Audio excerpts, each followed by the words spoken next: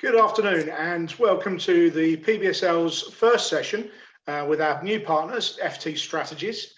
Today is the first part of 6, looking at how FT Strategies can apply their experience in both their own journey, but also those of the huge organisations that they've worked with to look at engagement, particularly digital engagement, and apply that to the sports industry with a particular view to fans, supporters, customers, participants, but also B2B as well.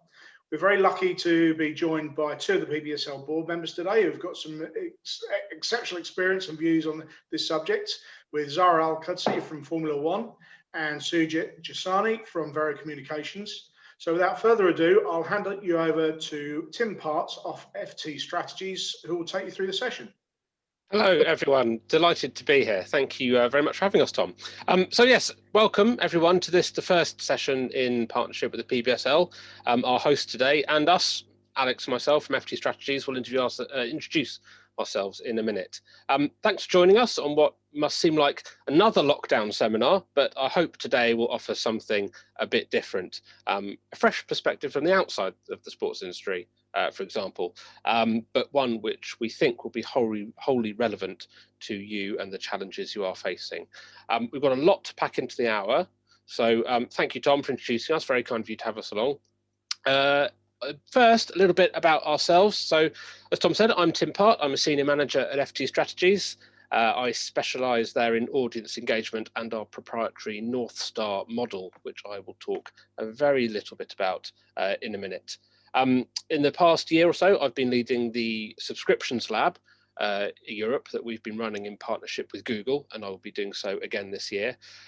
We help publishers all across Europe grow and build D2C propositions.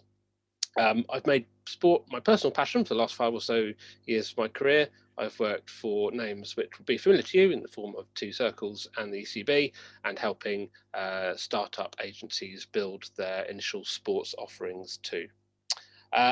So I'm now focusing on leading FT Strategies' charge into the sports space, which is why it's very exciting to be talking to you guys today. Alex, over to you.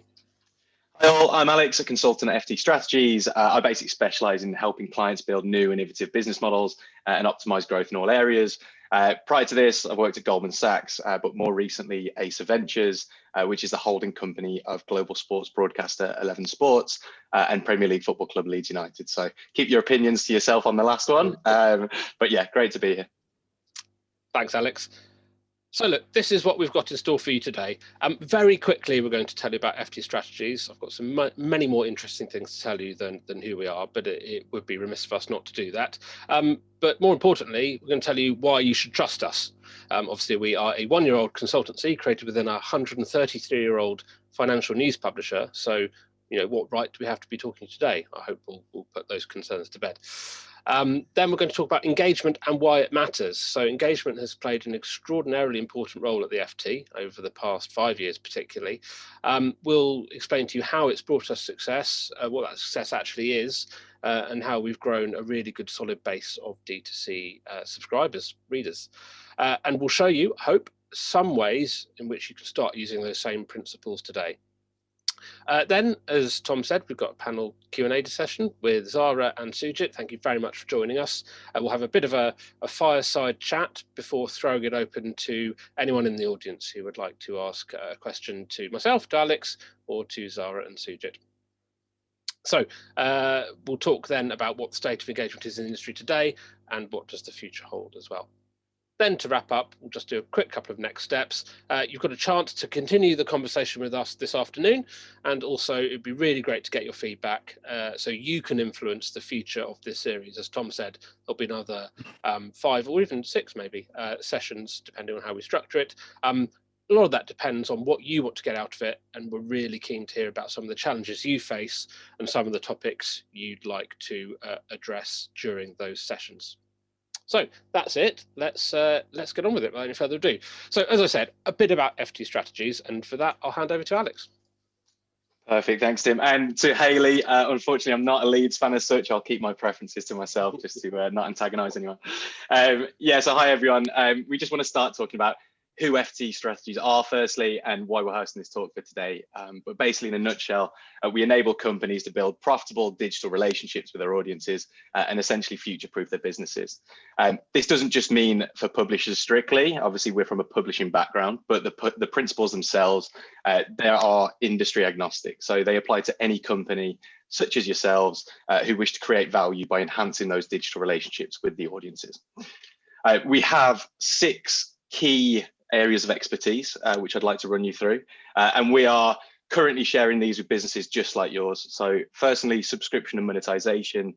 This looks at building and sustaining new revenue streams and optimizing the LTV of customers, LTV being lifetime value, which is an incredibly important metric. Customer engagement. So this focuses on discovering exactly what your customers truly value and then meeting those needs.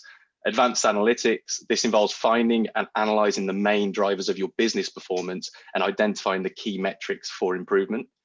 Culture change, which is incredibly relevant, especially at the moment. This involves building a data-inspired organization and unifying around a single success metric. At the FT, we found that has been absolutely key. Digital innovation, this regards working with clients to explore any new ideas, validate various hypotheses, and ultimately create new innovative business plans, which at the moment, with the paradigm shift in sport, this is critical. And finally, content strategy, which again will be very relevant to lots of you today. This looks at turning your content into strategic assets that can actually be used to drive growth and build value.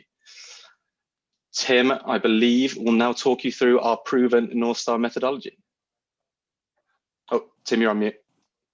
Excellent. First you're on mute of the day. Hopefully, well, probably not the last. Yes, I throw this slide in, not because I'm going to spend a lot of time to talk about it, but I do mention it in a bit. So it's important to have the background. But it is a key component of how we've had so much success with building D2C relationships with the FT. So this is our proven methodology, our proprietary model that helps us essentially build a framework to bring everyone along the same journey towards an ambitious goal. So it helped us achieve 1 million paying subscribers in 2019, a year ahead of schedule. That's the power of this. And it comprises 4 things: an ambitious goal, some outcomes that help you deliver your success, hypotheses to test, and then experiments that help you prove or disprove those hypotheses. Over the course of the masterclass series, we'll go into that a bit more, but for now, that's just suffice it to say that it's a good strategic framework for helping innovation and taking people on a really exciting and ambitious journey. Back to you, Alex. Perfect, thanks, Tim. So as briefly mentioned, our clients represent a diverse range of industry sizes and digital maturity, so we don't strictly focus on publishing. In fact, we are looking to expand out of there, hence some of the talks today. However, they do all have the same goal, so that is to become digitally enabled businesses with long-lasting results. Some of these logos that you'll see will be very familiar to you, but basically our interest in sport stems not just from myself and Tim, but other specialists in the team who have worked for a range of major players in the industry, some of which are actually joining us today. So finally, and most importantly, as Tim iterated earlier, why should you trust us? Basically, our results speak for themselves. The North Star model, which we've built, helped us reach our 2020 objective of the landmark of 1 million paying digital subscribers a year earlier than we expected in 2019. And we're now actually working towards the 1.5 million subscriber mark in 2023. This has all been made possible by our unique customer-centric approach, which has enabled us to successfully attract, but most importantly, retain audiences throughout the pandemic. And it's enabled us to create meaningful value exchanges, which has led to a significant increase in subscriptions. And basically, to sum up, it's now our mission to help sports organizations like yourselves on this call achieve the same success.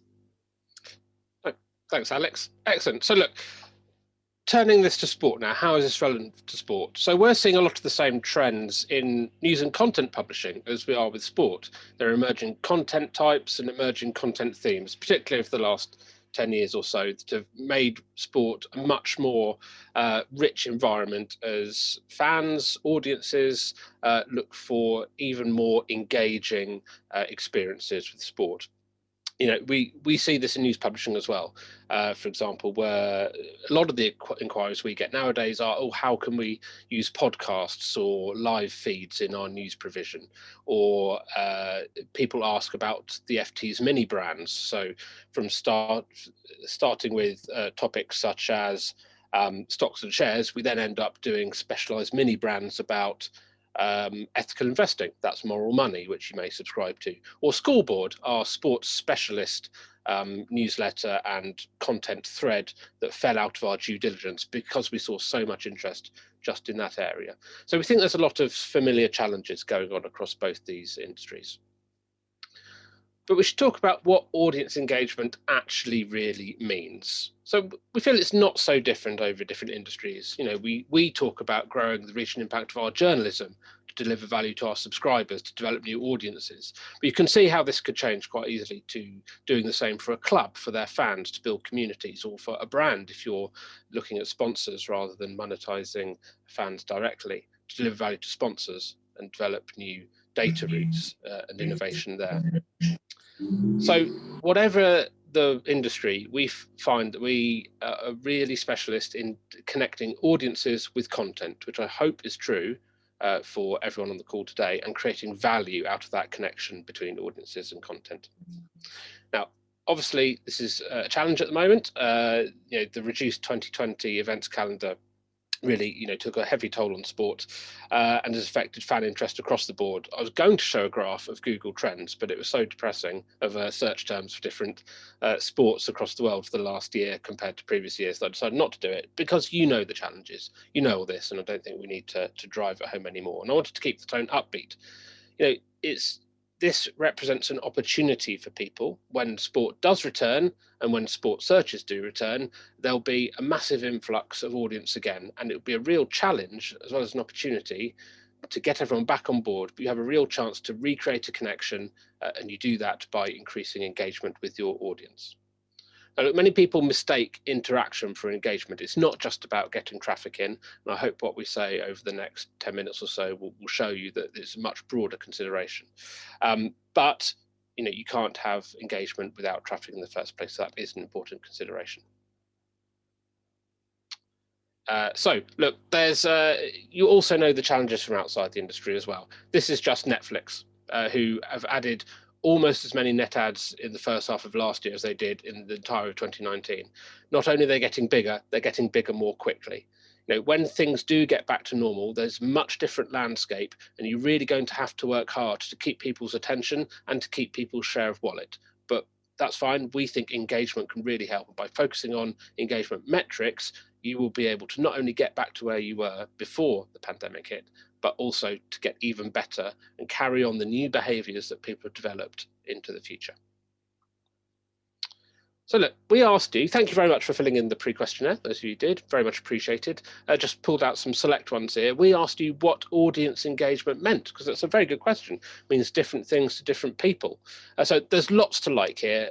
Some good to see some similar phrases being used across different respondents. Meaningful interaction there, meaningfully interact at the bottom. Also like that people are focusing on value exchanges and the overall experience. It's really pleasing to see that coming through.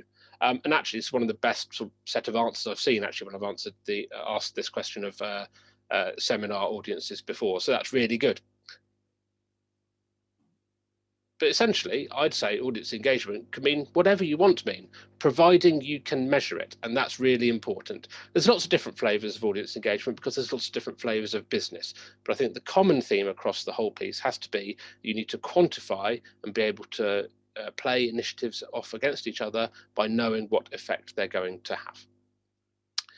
So for us, engagement sits at the heart of everything we do. This is our customer life cycle, and I'll show you how we measure it in a minute, but it's just important to show you why it's so important to us.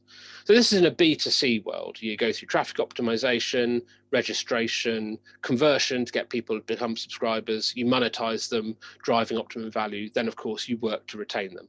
And engagement is a wonderful cross-cutting piece that sits at the heart of that.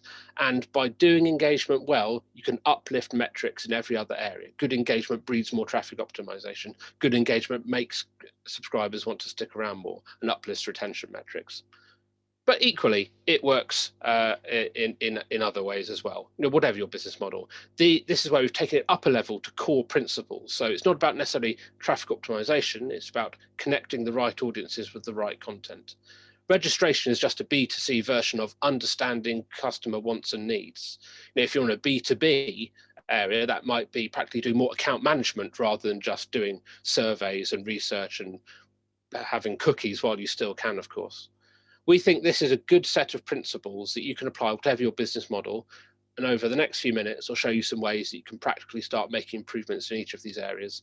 And these are ways we'll explore in more depth over the rest of the series throughout the year.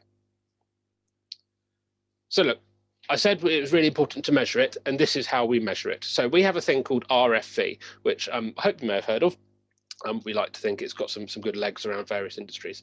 So what is RFV? RFV stands for recency, frequency, and volume. And those are the three ways we combine those to assess how engaged users are. I'm not allowed to tell you what it is, although I think if you look hard enough, the equation, I'm not allowed to tell you exactly what the formula is, but if you look hard enough online, I think you can probably find it. Suffice it to say, there is a divided by and a square root in there. So it's not just a case of adding three numbers together and getting something. So for what it's worth, our key score is 18.2. It doesn't matter what 18.2 means. The point is that we can identify exactly the point at which a reader becomes engaged. And we know that's a good point to start talking to them a bit more heavily about subscription. And the more engaged they are, we also know that the less likely they are to churn. That's why it matters to us. We find it's the most powerful and predictive metric regarding subscriber lifetime value. We know that getting someone over 18.2 has a huge impact on cancellation rate, and that really does add value for us.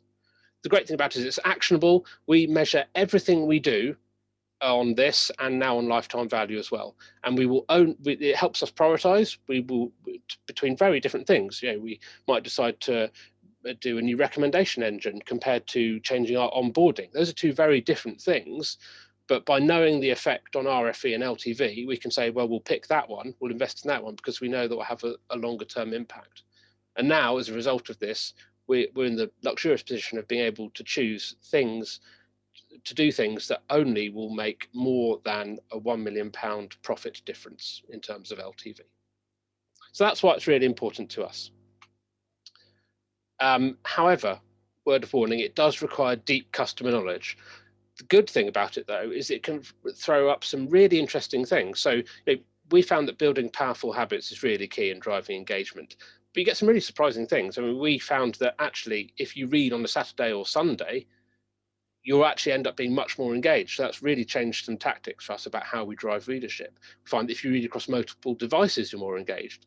And actually doing new things like viewing graphics or visual journalism really drives it as well. It's really surprising some of the things you can find, and doing this kind of metric really helps you understand your customers a lot better. It also helps us think about being customer-centric rather than product-centric, which is something we preach an awful lot. We find the first 90 days really key to install engagement, so we have lots of customer-centric methods of doing that, and we'll share some of those later.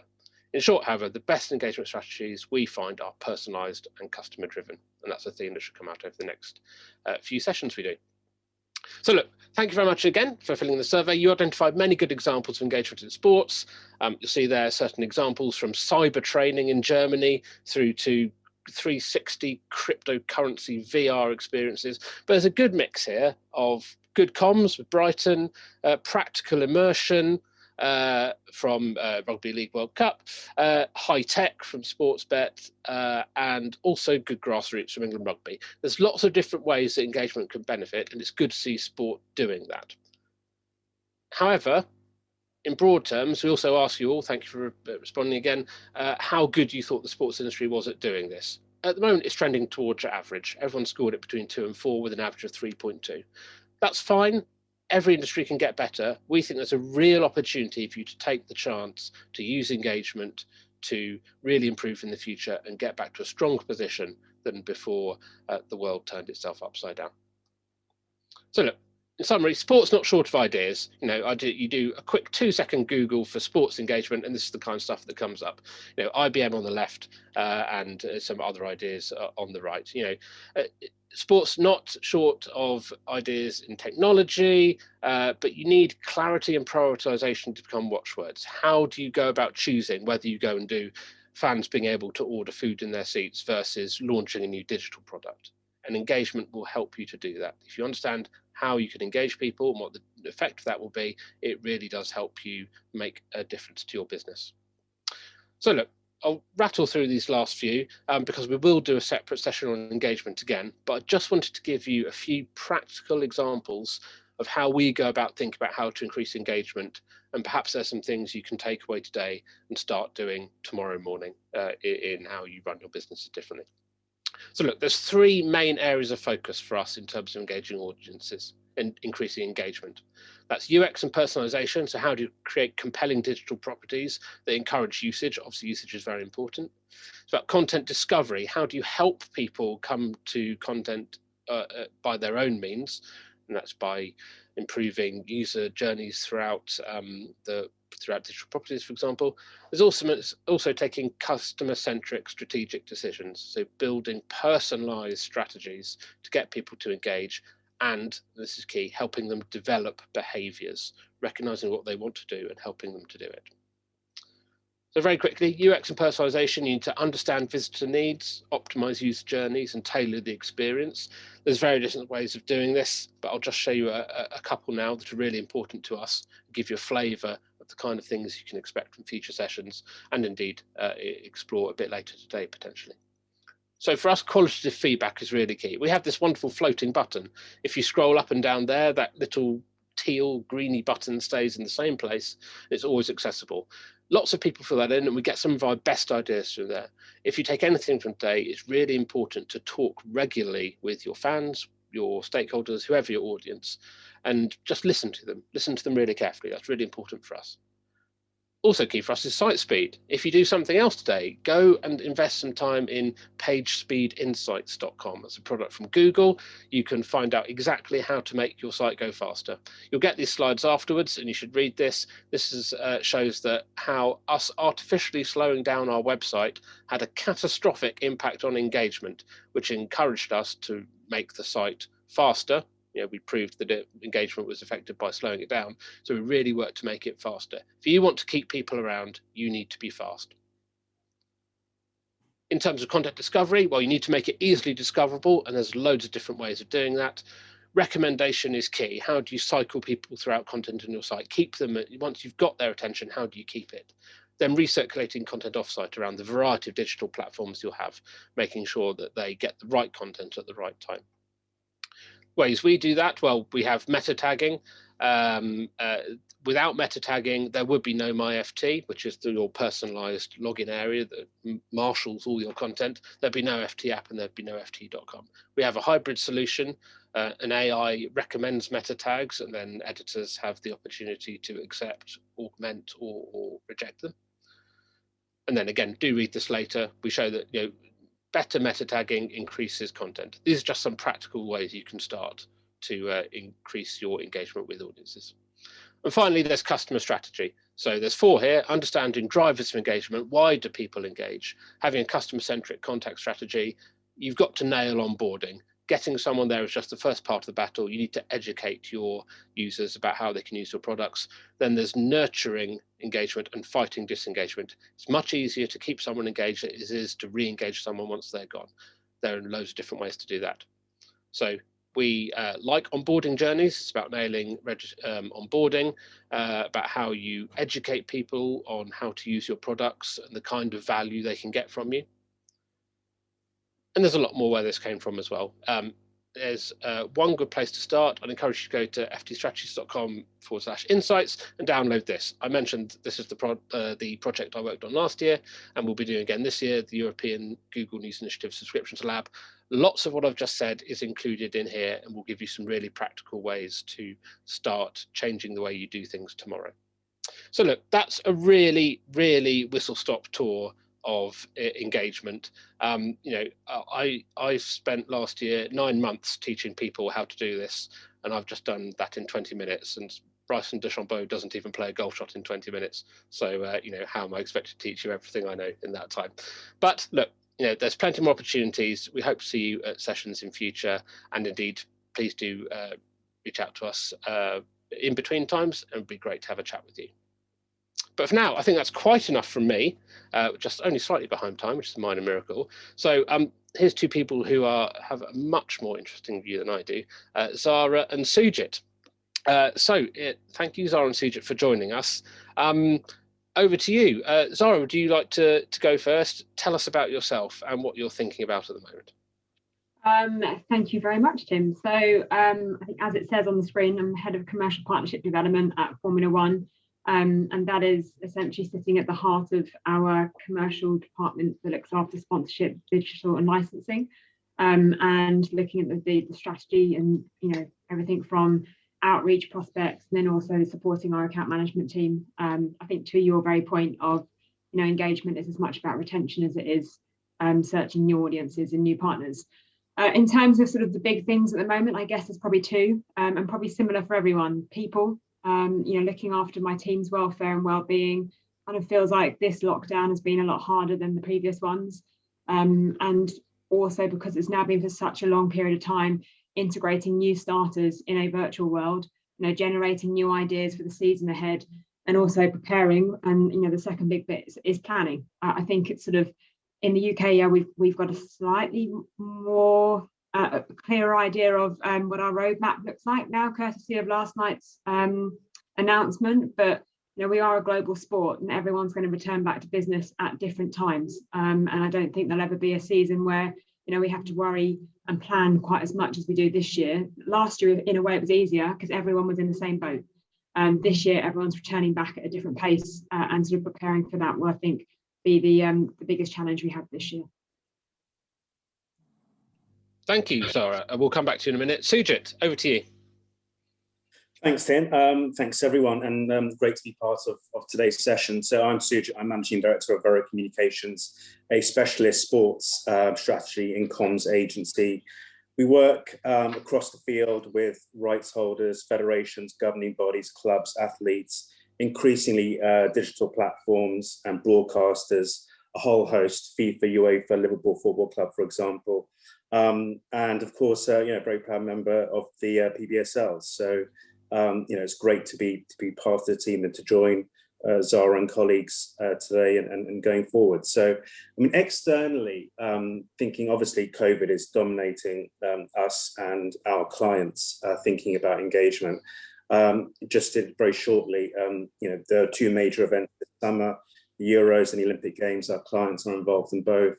There's nervousness about how to apply themselves to this. So there is engagement when fans may be limited in capacity at both these events. So what they can do on and offline is driving their thinking at the moment, and what the different opportunities ahead of them could be. And a little bit of our work is also trying to identify and seek out, where the confidence in brands will be to come back to invest in sport as well. So that will fuel the recovery of our industry as well in sport. But that's what's occupying ourselves at the moment. Excellent. Thanks very much. We'll come back to COVID in a minute. Obviously, that's top of everyone's mind, and there's a lot of stuff to talk through there. But Zara, let's just take a step back for a moment. I talked a bit about what engagement means to us at the FT earlier. What is engagement for you, and what does it mean in your world? I'm probably going to steal what you said earlier. That's fine. It kind of means whatever our fans want it to mean. I think it's whether it's someone that's playing the F1 game on their Xbox versus being hopefully at sometime soon an attendee at a Grand Prix versus just being a linear TV viewer. I think it's particularly since and taking a step back, this would have been a different answer to this question pre-2017 before Liberty took over, because we didn't have digital or social media as an offering.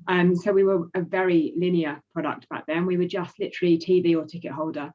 Whereas sort of the Formula One of today, it means that multi-platform approach.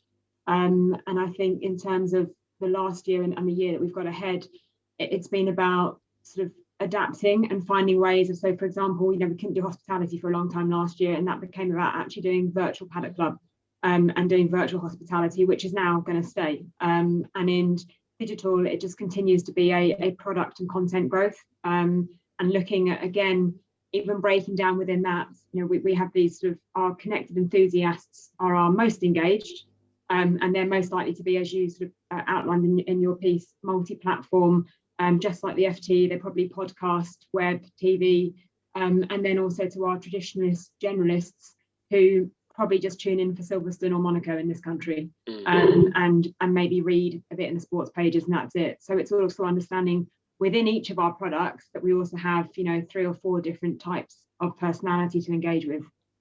I suppose thinking earlier as well, I was talking about traffic being different to engagement.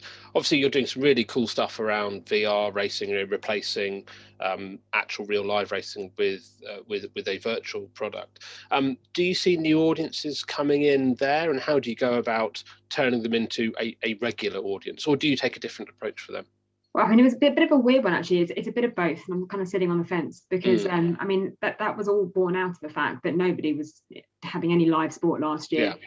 So we replaced our first 4 Grand Prix races with the virtual product. So naturally, we actually saw our traditional Formula One fans, our connected enthusiasts dropping into that anyway. It wasn't just about new audiences. However, we did also see, particularly on digital, more so than Sky Sports carried it, but I think on digital we did see a new audience come across, and that's again partly because we had a celebrity element to it. So you had Ian Poulter or Aubameyang had a go as well, so we brought other sports in. So I think interestingly, to your point on traffic, last year we actually, F1.com was the #1 motorsport website in the world for 3 months. So that was ahead of motorsport.com, ESPN F1, Sky Sports F1, BBC F1. And our social media following also grew its fastest rate since we launched all the platforms in 2017. So I think we definitely did see new audiences come in. And I think in terms of the virtual Grand Prix, if you look year on year, because we're now doing it as a seasonal product, the numbers are slightly down this year, which would suggest we did have new audiences coming in to have a look at that last year. But I think to your point, the proof will be in the pudding as to how we maintain that engagement over the next 12 to 18 months. Brilliant, absolutely fascinating questions. I think we'll return to those in a bit. Sujit, what about you? What does engagement look like in your world? Well, as everyone else probably did, that I wrote down what it meant, and I think every single word I wrote down was in your previous few slides, and also repeated by you and Zara just now. So I think everyone's on the same page. I think we can all define it in broadly the same terms. In our world, we do have fan-based clients, but also if you're an international governing body, you have different stakeholders to connect or engage with too. So it can, engagement means the greater diverse of things for them possibly. Obviously, we're working with the International Surfing Association, for example. This is a new Olympic sport, has a massive fan base, a huge community of surfers. They're usually young and cool and therefore digitally connected already. But how to engage them in an Olympic sense has been a piece of work for us. And so it's how to maximize exposure around the Olympic inclusion is driving their thinking, but also the International Federation needs to appeal to and engage with other stakeholders like their national federations. They have to serve their members first and foremost. It's not just about fans attending the World Surfing Games, buying tickets for Tokyo 2020 if they can. Thirdly, they won a successful campaign to gain Olympic entry.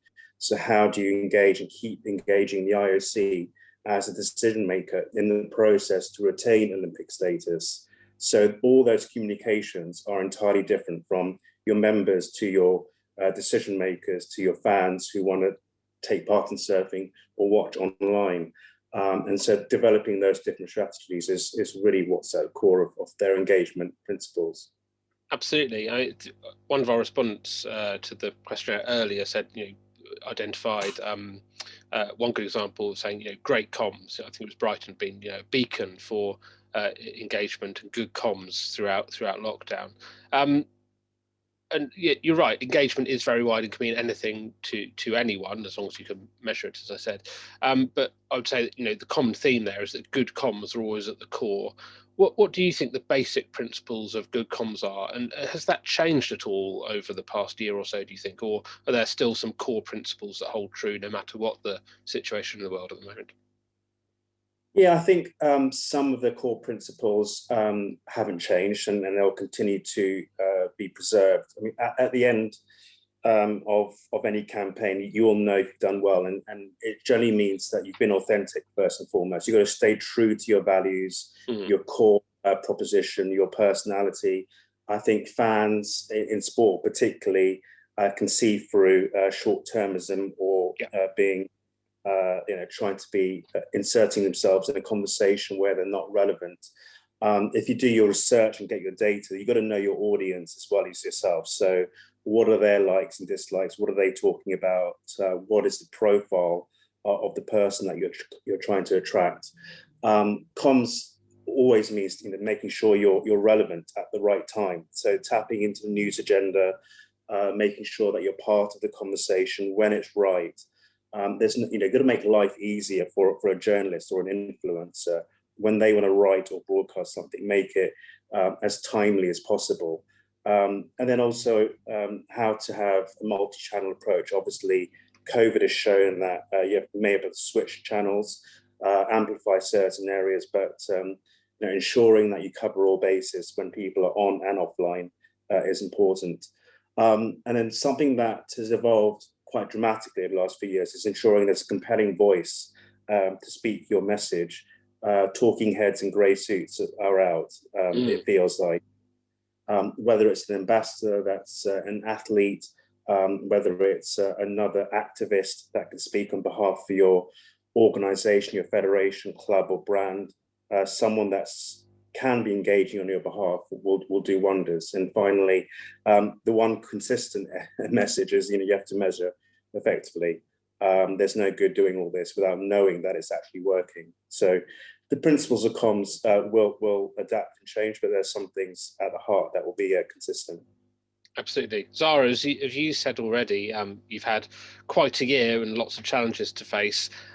What approach have you taken to comms? And as Sujit said, how do you measure it? And what does good look like for you? You throw me there. Probably should have someone from the comms team on the call. I mean, I think it's just as Sujit said. I think the only thing I would add to that is, we're obviously spinning the plates of different stakeholders who have different motivations in terms of when. Often it's not what's landed, it's when it's landed. And I think and Sujit would definitely be able to talk better than I on this, but I think the Olympics is probably the best example of the last year as to how the timing of messaging as to when things were going to be postponed or not was so important because of the knock-on effect of whether it was the organising committee, the government, the NGBs, the Olympic associations, etc. So I think it's just been a timing thing. I mean, if nothing else, though, sort of the very nature of F1, and we've seen it in the last 12 months, has been in principle, everyone has wanted to get racing. And so it's been about a collaboration of being on the same page when it comes, I'm using all the cliches here, but of being on the same page when it comes to delivering the messages and I sort of just wanting the end result to be the same. Absolutely. Obviously, you mentioned some key issues there. Obviously, the F1 calendar is already being disrupted, and hopefully it won't be disrupted too far into the season, but certainly a couple of races have been moved already. Given those circumstances, how are you thinking about delivering value to partners in this difficult time? Do you talk about different things? Do you talk about your missions a bit more, or what changes? I mean, again, not to sidestep the question, but every partner is different. A Rolex has a completely different wants and needs from the partnership than a Heineken does. And so actually it's just about having conversations with each of them individually. And I think just the point on the calendar, what's quite interesting actually is, so last year we ended up delivering 17 races in 12 countries. And I think it was 3 or 4 different new race markets. And Imola was one of them that's now come into as a replacement race for this year.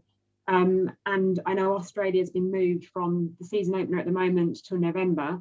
But interestingly, the Grand Prix promoter in Australia, Andrew Westcott, came out this week to say, actually, do you know what? It's not a bad thing, because it gives us the opportunity to see how it lands as a product in Melbourne, and actually we might flip it. We might keep it in November or December and instead put MotoGP in where we are in March. So I think it's a lot of what we've seen from last year is where there's been a challenge and a problem, the solution actually has sometimes opened up new opportunities. And similarly, I mentioned with the virtual paddock club, that allowed us to actually have a conversation with Zoom and bring them on board as a partner in June last year, sort of in the midst of the pandemic, which I think we were all surprised that we were able to do something like that when it was so difficult. Having said that, Zoom's whole premise for being able to do business remotely. So good partner to be able to have that conversation with. But I think just to come back to your point, everyone is different. Heineken have been very clear about it. Digital engagement is a big piece for them and has been over the last year.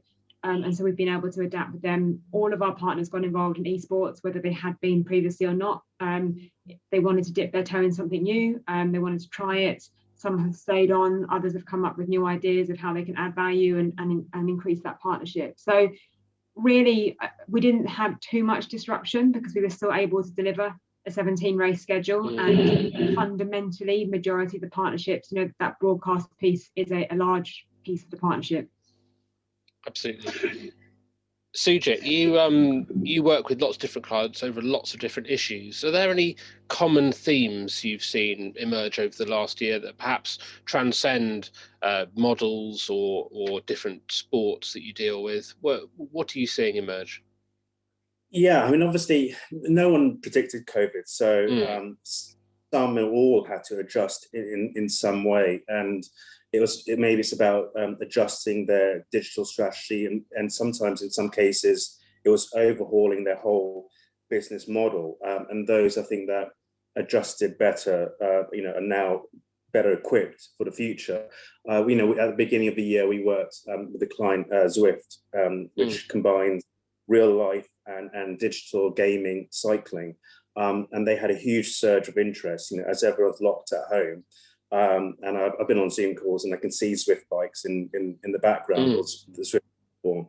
So it's great to see. So, there was a real need. They fulfilled the need by the consumer audience because, the world had changed and they had to be at home and they had to go more online, and it fulfilled the purpose. Another client that we worked with is Dugout, now bought by One Football. And they obviously had a lot of content previously that was recent football coverage, recent content, and without live football being broadcast, without live football being played, there was no more content to publish and produce. So the need for and the interest in archive footage just like blossomed. It really shot up. So how did we create more content that was appropriate for the audience now? And using the archive and using behind the scenes footage of players at home, etc. That all generated far more interest, and they managed to keep going because they adjusted their business practices. Absolutely. I suppose one advantage, one silver lining on a rather considerable cloud is that sports organisations can focus on things they perhaps wouldn't get time to otherwise in the usual grind of things. Zara, I know you're really interested in diversity and inclusion. How has COVID perhaps helped you focus on different kinds of issues, and what benefits has that brought you? I think ultimately for all of us, it's helped us to ask why. I think when you look at if you're measuring engagement and you have outputs to look at, you can then actually ask the questions of, why do we skew higher in certain demographics and lower in other demographics? And I think previously we may have just observed this, gone, okay, we're a 70-30 split, male, female, great. And actually the last 12 months feels like we've all now started to ask, why is that more? And what are we doing about it? Which ultimately all leads to growth. If the more diverse our fan base, ultimately the more fans and the more opportunity we have. So I think one of the examples, we started to look at our digital content last year, and it's sort of our female fans prefer content or products that's entertaining and also connects them with other fans versus our male fans who prefer pure racing content. So I think it's the action then is, okay, how do we do more of this? And how do we increase that amount of content rather than just observing it, you know, and, oh, that's nice, and we can pair that up with X partner. And then I think the other thing is also, it's not always just about sort of the performance side, but it's also that workplace point of view as well. And there's been a lot discussed around, you know, accessibility and opportunity into whether it's governing bodies, rights holders, leagues, etc. And actually how we go out and recruit. So I know our HR team, for example, have looked at that over the last 12 months. Looked at the way, you know, where we position our recruitment, the language that we use as well. And they're also working on an apprenticeship scheme with all the other teams as well to make that sort of route into Formula One a bit less of a jump, I think, in certain professions. So, you know, I think we very much look at it, we get judged on the grid, and we will always be judged on the 20 drivers that line up on a Sunday. But actually, it's just as much about the workplace and also how, you know, our stakeholders, so our broadcasters, how they actually present us to the world, because you know, we can't control the media and what they do, but they also are the lens which our sport is viewed. So I think it's helping to address all of them. Absolutely. Sorry, you're right. I think people are taking much more an internal look now and thinking about well-being, welfare, having a good work-life balance, or whatever that means at the moment. Sujit, it's with people taking a good internal look at how they're running their own house, essentially. How do you think businesses can help internal stakeholders do better in future? I think we could all do better and now, because the world's upside down at the moment, and you know, business organizations and business practices, how we're all working together has probably changed for good, and in some ways for the better. But we all know people are working from home. A lot of our industry is working from home with events shut down. Some people are really struggling. Some people aren't enjoying the difference now in the working world. Some people are thriving, but how do we make a nourishing experience for everyone? So equal opportunities are available and people have the chance to succeed, and pathways are still open despite challenging situations. So that's important. What we are learning through clients that are huge organizations to us that is an agency of fewer than 10 people, communications become even more important. I haven't met my colleagues for 6 months, you know, barely know what they. So how do we keep them connected? You know, I had young colleagues joining at the start of last year. How do we keep training and development going in a world that's just connected online? That's difficult. People are missing the human personal touch in many ways. So communication, if you can find a way to do it online and properly, that's important. And the world in other ways has changed socially, social impact, purpose-driven campaigns, the rise of the athlete activist. These are things that we as an industry can tap into to help our own teams feel more energized, feel more fulfilled, feel that they can play a role in the company, in their industry. So if we can help them in that journey a little bit, then I think we might get there. Absolutely. Of course, I think PBSL's got a big role to play in all that as well, with the kind of training and opportunities it offers. Excellent. I think you've both talked about future trends, which I was going to ask, but I think you've touched on that already. I'm keen to leave the 10 minutes remaining for any questions we have from the floor. Open to any questions at all. I've got a couple that were submitted through the pre-questionnaire, but more than happy if anyone wants to virtually put their hand up and unmute and ask myself, Alex, Sujit, or Zara any burning questions you might have right now.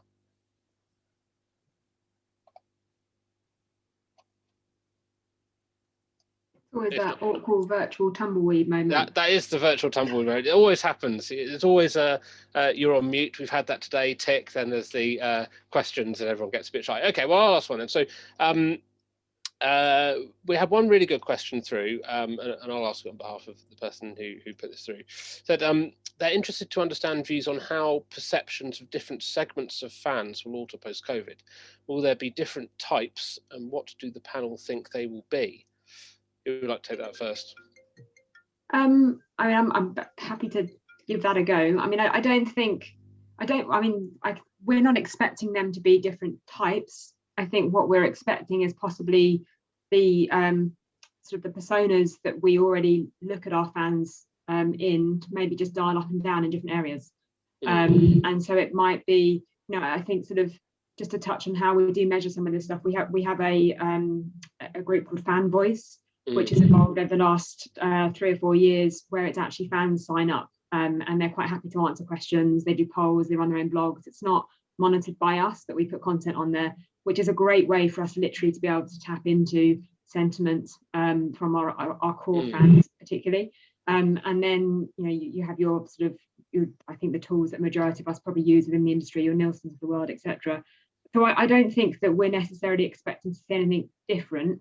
I think sort of going back to my first comment with the world coming back at a different pace, that might affect where we see, predominantly it would be your US, UK, Germany's of the world that sort of dominate a lot of our digital content, which isn't a surprise because it's digital, it's English speaking across all of our platforms. And I think we might just see sort of a larger spike in countries that have the ability to be a bit more free moving, and aren't necessarily hampered by the same lockdown protocols that we've all been under. I mean, I'd love to see what the results are at the moment with sport in Australia and New Zealand, because they've obviously been in a very different world to the rest of us for a while, and actually how that's impacted their ability and their engagement with live sport.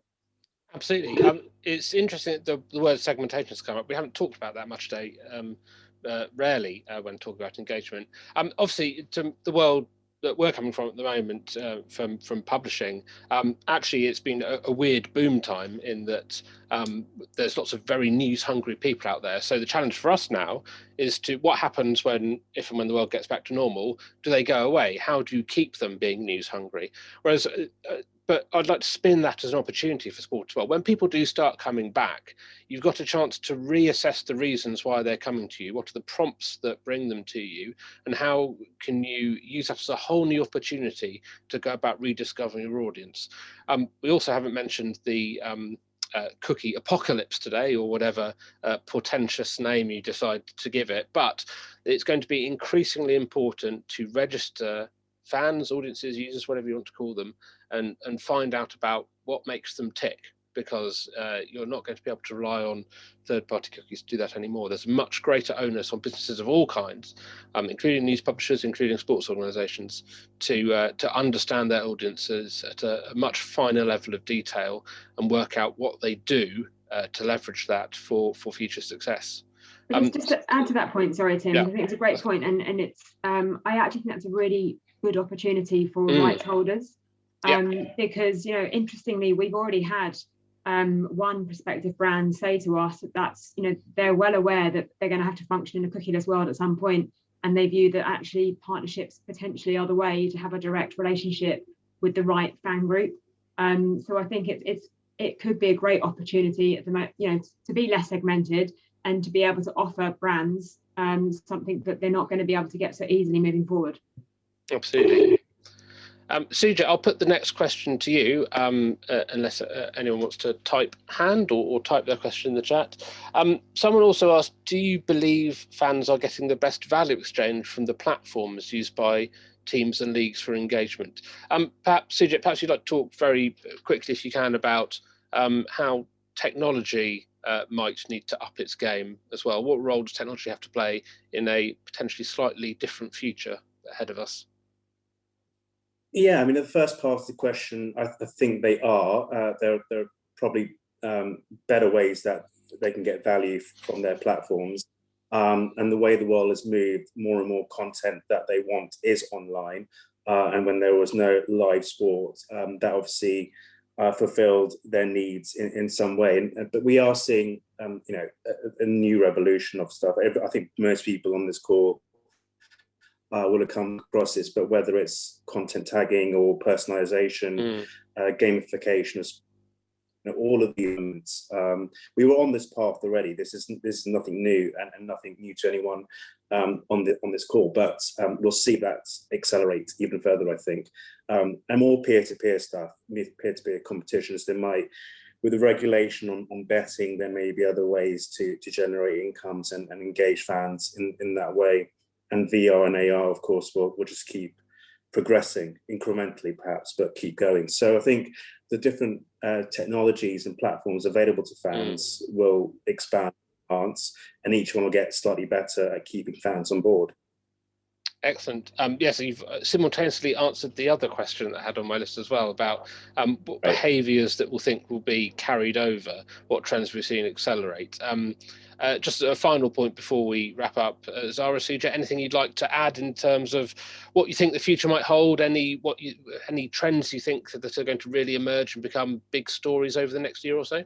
I mean, I think sort of just in terms of trends, I think just briefly, I would say Suja touched on it, purposeful partnerships, but also I think performance partnerships. I think brands are going to want a better way of demonstrating ROI. But I think on the trends piece you just said, I know this sounds silly, but in a weird way, it may reset the live sport piece, because we've all been deprived of live sport for so long. And actually we've become so used to seeing the latest technology, the latest app or whatever, and being a armchair fan, that bizarrely the new trend might actually be the live attendance piece, just because we've not had it for so long. Absolutely. Excellent. Well, thank you both very much for a very engaging panel discussion. Hope to speak to you again soon, and maybe at a future session. Thank you very much. Thank you.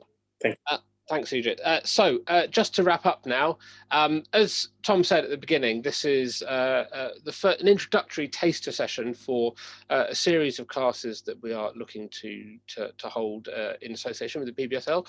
So you remember from the user customer lifecycle earlier, there is engagement at the middle and 6 different stages. What we would like to do is do an hour session on each of those.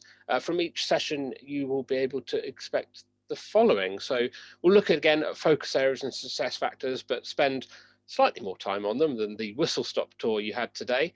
We'll look at some guest case studies, maybe get some experts from within the sports industry along to have some fireside chats, to look at how they achieve success in whatever given area we are talking about on the day.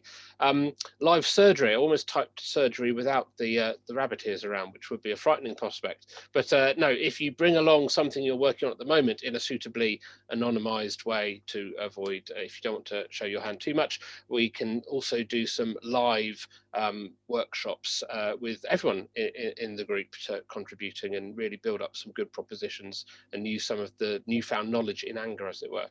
And also the North Star homework. I mentioned briefly earlier the North Star framework, and we can work on developing that a bit as well. I'm sorry, my screen seems to have dropped out, but never mind.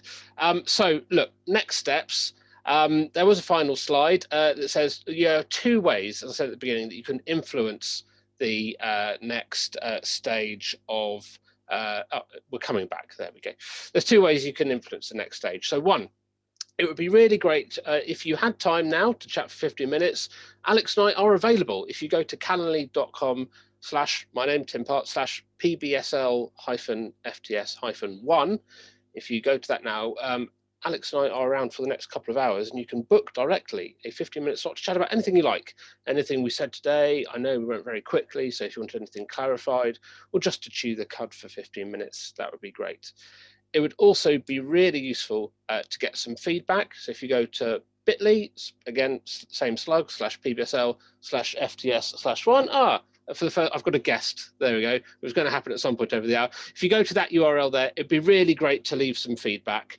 There's some questions there about what you'd like to get from future sessions that will really help us shape the future sessions and make sure that you get what you want from them. That would be really great. But for now, we are bang on the hour, which is a minor miracle. So thank you all for attending. Unless Tom wants to say a final goodbye, it's a goodbye from myself and a goodbye from Alex. And we hope to see as many of you again as soon as possible. Thank you very much. Tim, thank you very much. A fantastic session, great insight into what people can expect over the next few sessions. Just for those that are interested in joining us for the rest, we'll be circulating details in the next week or two with dates and how you can access all the sessions.